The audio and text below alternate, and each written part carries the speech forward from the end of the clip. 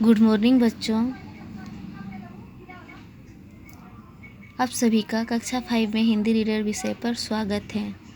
बच्चों, हम लोगों ने लेसन 4 पिछले कक्षा में कुछ पैराग्राफ पढ़ चुके थे। आज हम उससे आगे की पढ़ाई करेंगे। उसने दुकानदार से पूछा, यह चिमटा कितने का है? दुकानदार ने 6 पैसे बताए। हामिद का दिल बैठ गया। ठीक ठीक 5 पैसे लगेंगे, लेना हो तो लो, नहीं तो चलते बनो। इस तरह से हामिद दुकानदार से चिमटा का दाम पूछता है, तो दुकानदार उस चिमटा का दाम 6 पैसे बताता है, जिसे सुनकर हामिद का दिल बैठ जाता है। फिर दुकानदार कहता है, 5 पैसे लगेंगे, लेना हो तो लो, नहीं तो चलते बनो। हामिद ने कलेजा मजबूत करके कहा, 3 पैसे लोगे?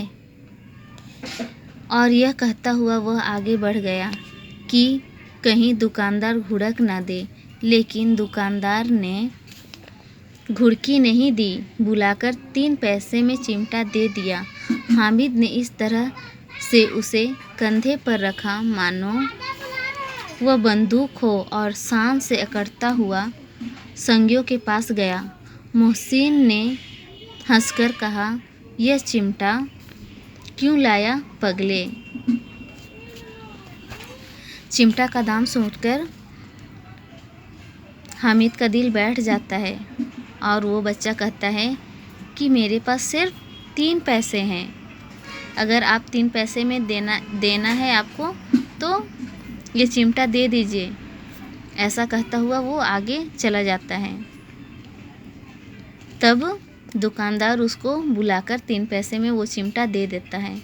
अब चिमटा लेने के बाद हामिद उस चिमटे को अपने कंधे पर इस तरह से रखता है मानो वह बंदूक हो, और वो बहुत शान से अकड़ता हुआ अपने दोस्तों के पास जाता है, जहाँ उसके दोस्त चिमटा को देखकर हंसते हैं और कहते हैं। मोहसिन कहता है, यह चिमटा क्यों लाया पगले?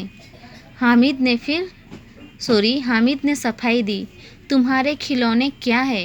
कोरी मिट्टी, जरा नीचे गिर पड़े तो टूट फूट कर खत्म हो जाए। अगर शेर आ जाए तो मियाँ भिश्ती के छक्के छूट जाए।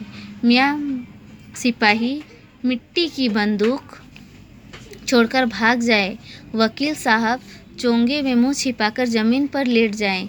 मगर ये चिमटा, यह बहादुर, यह रुस्तम ए हिंद पलटकर शेर की गर्दन पर सवार हो जाएगा और उसकी आंखें निकाल लेगा। इस तरह से हामिद अपने दोस्तों को सफाई देता है। हामिद के तर्क का दूसरे बच्चों के पास जवाब नहीं था। औरों ने 3-3, 4-4 पैसे खर्च किए, पर कोई काम की चीज़ नहीं ले सके। हामिद ने 3 पैसे में रंग जमा दिया। हामिद की बातों का ऐसा रोक पड़ा कि जो साथी अभी तक उसे कुछ नहीं समझ रहे थे, वे बारी बारी से उसे अपने खिलौने दिखाने लगे। हामिद ने भी खुले दिल से खिलौनों की तारीफ की। उसका चिमटा भी बारी बारी से बच्चों के हाथों में से गुजरा और सबने उसे सहारा। 11 बजे सारे गांव में हलचल मच गई। मेले वाले घर पहुँचे। मोहसिन की छोटी बहन ने दौड़कर भिश्ती उसके हाथों से छीन लिया और मारे खुशी के जो उछली, तो मियाँ भिश्ती नीचे गिरे और परलोक सिधार गए। जब उसके दोस्त हामिद का चिमटा देखकर हंसते हैं, तब वो उनको जवाब देता है, जिस कारण बच्चे चुप हो जाते हैं। सभी ने 3-3, 4-4 पैसे खर्च किए, पर वे कोई काम की चीज़ नहीं ले सके थे।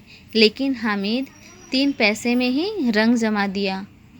हामिद की बात का सभी दोस्तों पर ऐसा असर हुआ कि सभी ने उसके चिमटे को बारी बारी से देखने लगे, और वे भी अपने खिलौनों को हामिद को दिखाने लगे।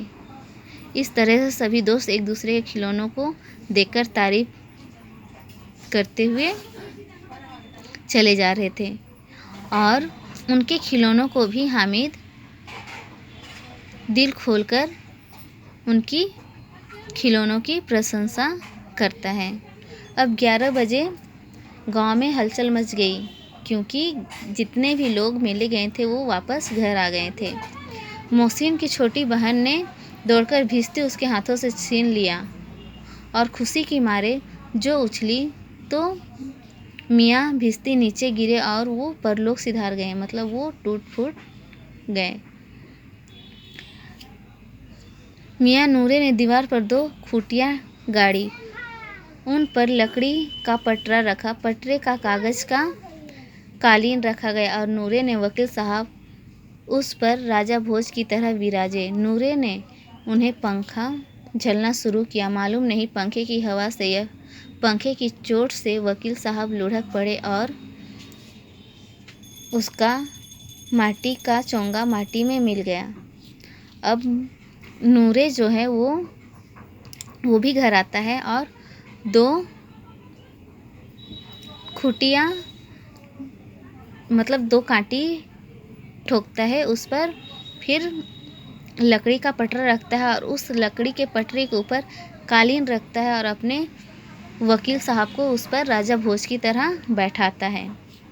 नूरे ने उन्हें पंखा झलना शुरू किया और इस तरह से नूरे उसको पंखा लगाती है और मालूम नहीं पंखे की हवा से या फिर पंखे की चोट से वकील साहब नीचे गिर गए और उसका माटी का चोंगा माटी में मिल गया। इस तरह से इसका भी खिलौना टूट फूट गया। बच्चों, इससे आगे की पढ़ाई हम अगली कक्षा में करेंगे।